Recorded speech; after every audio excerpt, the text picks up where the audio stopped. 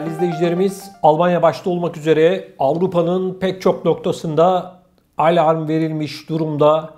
Fransa, Hollanda, Belçika, İsveç, İsviçre, Avusturya ve diğer pek çok Avrupa ülkesi maalesef geçen yılki vaka sayılarına doğru koşuyor. Almanya'da şu anda günlük vaka sayıları 40 bin ile 50 bin arasında. Bunun yanı sıra değerli izleyicilerimiz 200 civarında insan da günlük olarak Almanya'da yaşamını yitiriyor. Hastanelerdeki yoğunluklar da artmaya başladı.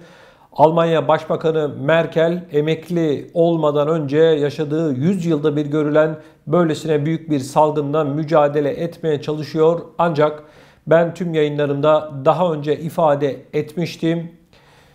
Bu tablonun sorumlusu olarak sıvıyı vurdurmayanlar görünüyor. Onları suçlamaya başladılar. Nitekim Avusturya'da aşı olmayanlar artık sokağa çıkamıyor. Bunun yanı sıra Almanya Başbakanı Merkel de yapmış olduğu açıklamada artık herkesin aşı olması gerekiyor. Merkel, yakınlarınızı, çevrenizde bulunan arkadaşlarınızı ikna edin ve mutlaka aşı olmalarını sağlayın dedi. Değerli izleyicilerimiz, bu açıklama aslında büyük bir çaresizliğin göstergesi. Tablo değişmiyor. Gördüğünüz gibi kışa girdik. Gelinen durumla beraber vaka sayıları geçen yılki rakamlara ulaşmak üzere. Şimdi Merkel'in yapmış olduğu açıklamanın çok önemli olduğunu düşündüğüm için hemen sizlerle paylaşmak istiyorum. Ve Merkel şunları söylüyor. Bakın, önümüzde çok zor haftalar var diyen Almanya Başbakanı Merkel bir kez daha herkesi koronavirüs aşısı olmaya çağırdı. Bir yıl önce de durumun çok ciddi olduğunu ancak şimdi aşılara ulaşma imkanı bulunduğunu belirten Merkel, bu olanağı hemen kullanmalıyız, hızlı bir şekilde kullanmalıyız. Sizden rica ediyorum, siz de katılın ve yakınlarınızı, arkadaşlarınızı ikna etmeye çalışın dedi. Her koronavirüs hastasının en iyi şekilde tedavi edilmesi gerektiğini ifade eden Merkel, her hasta için de hastanelerde yer ve personel olması gerektiğini ifade etti. Merkel, ancak tam da bu koronadan ağır şekilde etkilenen bölgelerde mümkün değil. Ancak bu durum koronadan ağır şekilde etkilenen bölgelerde mümkün değil. Üniteler dolu ve hastaların başka yerlere nakledilmesi gerekiyor. Ameliyatlar iptal ediliyor. Henüz geçen pandemi kışının etkilerini üzerinden atamamış olan doktorlar ve sağlık personeli sınırlarının eşiğine gelmiş durumda dedi. Değerli izleyicilerimiz, Almanya'nın en önemli sağlık kuruluşlarından bir tanesi olan Berlin Charity'de maalesef acil durumlar haricinde artan koronavirüs hastaları nedeniyle ameliyatlar ertelenmiş durumda ve bu ameliyatların da ne zaman yapılacağı belli değil. Çünkü önümüzde Almanya'da daha da sıkıntılı bir tablo var.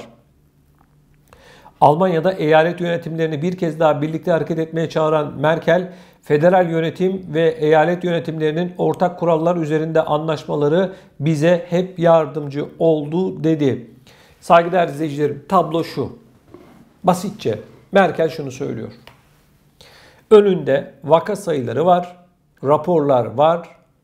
Bundan sonra ağır bir tablo ortaya çıkacak. Bulunan aşıya rağmen her şeyin başa dönüyor olması tabii ki kafalardaki soru işaretlerini de ister istemez arttırdı. Almanya'da şu anda yaklaşık 25 milyon kişi aşı yaptırmadı. Merkel çıkıp açık bir şekilde itiraf ediyor. Biz insanları ikna edemedik. Siz çevrenizde bulunan insanları ikna edin diyor. Bakın, insanlık gerçekten büyük bir çıkmazın içerisine yeniden sürükleniyor. Ben buna 5. dalga diyorum.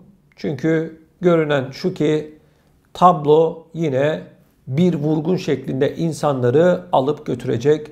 Günde yaklaşık şu anda 200 kişi hayatını yitiriyor. Sadece Almanya'da. Dünya Sağlık Örgütü İsviçre'den bir açıklama yaptı. Şubat ayına kadar Avrupa kıtasında yaklaşık 500 bin kişi hayatını kaybedecek dedi. Evet, resmi bir açıklama. Dünya Sağlık Örgütü, yani bu koronavirüsü yöneten, tüm gelişmeleri aktaran doktorların bulunduğu örgüt. Şimdi biz de şunu soruyoruz o zaman. Bu sıvılar, bu aşılar piyasaya çıkmadan önce ne dendi? Bu iş bitti dendi, değil mi? Ama görüyorum ki ve izliyoruz ki siyasetçiler bu aşıların piyasaya çıkmadan önce yapmış olduğu açıklamalardan çok çok uzaklar. İnsanlığın önüne adeta bir mucize sıvı gibi sunuldu ama görüyoruz ki rakamlar yine başa dönüyor. Merkel ne olur çevrenizi ikna edin diye adeta Almanya'da yaşayanlara yalvardı arkadaşlar. Şimdi bu 25 milyon insan neden aşı olmuyor sorusunu cevapladığımızda ortaya enteresan bir tablo çıkıyor. 1. Siyasetçilere halk güvenmiyor. Bunun sebebi ise bu kriz döneminde her gün başka bir şey söylediler arkadaşlar. Sabah başka bir şey, akşam başka bir şey. İnsanların kafasını adeta çorbaya çevirdiler. Şimdi de Merkel çıkmış yalvarıyor. Arkadaşlar, üzülerek anlatıyorum bunu ama önümüzdeki günlerde Almanya başta olmak üzere tüm Avrupa'da durum daha da ağırlaşacak. Yine geçen yılki tabloyla karşılaşacağız.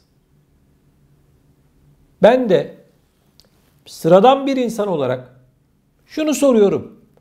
Diyorum ki madem bu kadar önlem aldınız, kapanmalar, aşılanmalar ve daha pek çok önlem, neden başa dönüyoruz? Bu sıvılar bu işi hani bitiriyordu? İnsanların psikolojileri bozuldu, ekonomileri bozuldu, sosyolojileri bozuldu, alışkanlıkları bozuldu, her şey bozuldu. Neden?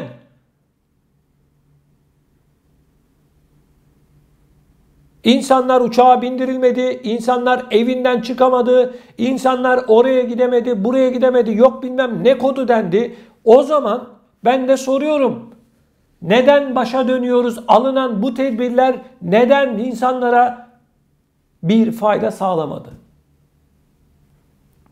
Neden?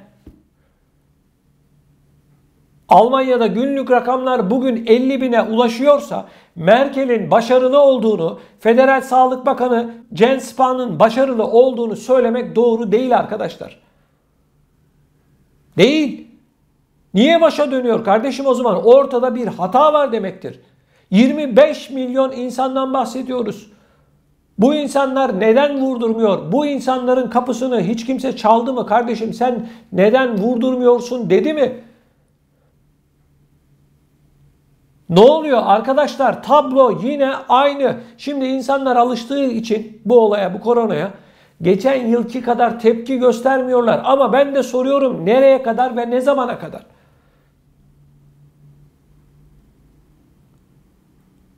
Arkadaşlar, ne oluyor? Bir oyun mu oynanıyor?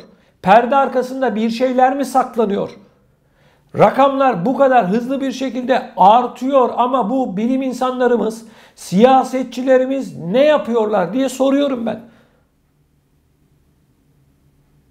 Bu nedir arkadaşlar? Bu daha ne kadar sürecek? Sıvı dediler, insanlar, milyonlarca insan sıvıları vurdurdu. Şimdi yeniden başa dönülüyor. Ben daha önce açıklamıştım. Bu sıvıyı vurdurmayanları günah keçisi ilan edecekler demiştim. İşte buyurun. İlan ettiler bile. Avusturya karar aldı. Aşı yaptırmayanları sokağa çıkarmıyor. İşte niye çıkarmıyor? Günah keçisi sensin diyor. Hani zorlama yoktu, hani zorunlu değildi, hani insanlar ister olur ister olmazdı. Avusturya'da alınan bu karar ya da başka bir ülkede alınacak olan benzer kararlar İnsan haklarına, hukuka uygun mu diye soruyorum. Saygıdeğer izleyicilerimiz, bakın oyun büyük, salgın büyük. Olan hastalananlara, hayatını kaybedenlere, yakınlarına oluyor arkadaşlar. Birileri izliyor. Tablo gerçekten çok çok üzücü. Önümüzdeki günlerde hani gerçekleri bilmek gerekiyor arkadaş. Bu felaket tellallığı falan değil. Gerçekleri bilip ona göre hazırlıklı olmak, önlemi almak gerekiyor. Bunun için anlatıyorum ben zaten bunları. Merkel çıkmış halka yalvarıyor arkadaşlar. Almanya Başbakanı yalvarıyor. Biz anlattık kardeşim, dedik ki siz bu krizi yönetemiyorsunuz. İnsanlar size güvenmiyor ve güvenmediği için de bu sıvıları vurdurmuyor dedik. İnsanlar sokaklara döküldüler. Berlin'de, Hamburg'da, Frankfurt'ta, Köln'de bu alınan tedbirleri protesto ettiler. Sadece Almanya değil, tüm Avrupa'da. Hiç kimse bu insanları çağırıp sormadı. Kardeşim sen ne istiyorsun diye bir kişi karşısına alıp konuşmadı arkadaşlar. Tablo bu. Bundan sonra bakalım neler olacak. Siz bu konuyla ilgili ne düşünüyorsunuz? Lütfen videonun altında bulunan yorum bölümüne yazarak bizlere iletin. Söylemek istediklerinizi lütfen yorum bölümüne yazın. Ben biliyorsunuz bunların hepsini tek tek okuyorum. Sizlerden bir diğer önemli ricam ise daha fazla insana ulaşabilmemiz için mutlaka bu videolarımızı beğenmenizi, like atmanızı ve mutlaka kanalımıza abone olmanızı sizlerden rica ediyorum.